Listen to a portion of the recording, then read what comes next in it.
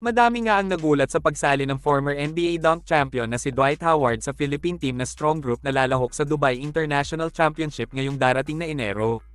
Handa na talagang magtapo ng milyon-milyong pera ang bilyonaryong negosyante na si Frank Lau para masungkit lang ang prestihiyosong liga sa Middle East mga idol. Sino ba naman ang mag-aakala na ang isang former NBA superstar na si Dwight Howard ay maglalaro sa ating national team? Plano na sana ni Howard na bumalik sa NBA at maglaro sa Golden State Warriors. Pero naudlot ang kanyang pagbabalik sa liga kaya naman nagkaroon siya ng pagkakataon na maglaro para sa Pilipinas. Hindi naman napag-usapan kung magkano ang matatanggap na sahod ni Dwight Howard sa paglalaro niya sa Strong Group. Pero panigurado na mas malaki pa ito sa natanggap na pera ni Jordan Clarkson sa Gilas Pilipinas sa FIBA World Cup kung saan napabalitang umabot daw ito ng 55 milyon ayon sa balita. Makakasama ni Howard sa Strong Group ang dalawa pang former NBA player.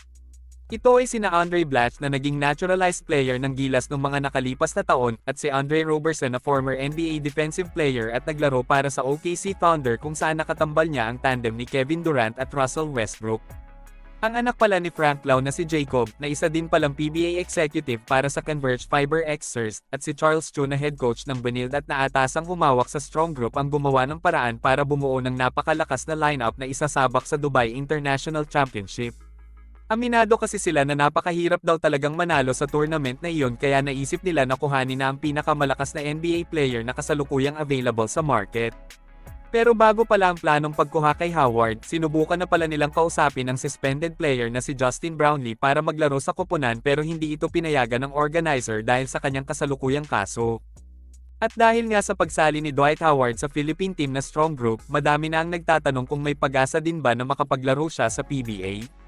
Ayon sa mga balita, hindi naman daw imposible na makapaglaro si Howard sa PBA pagdating ng panahon.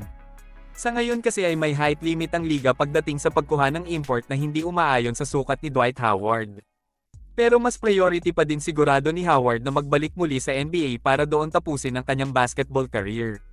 Samantala, maliban sa mga former NBA player na nasa lineup ng Strong Group, kasali din dito ang mga UAAP superstar na sina Kevin Kiambao, Francis Escandor at JD Kagulangan. Madaming umaasa na magtatagumpay na ang Pilipinas para makuha ang kampyonato sa Dubai International Championship.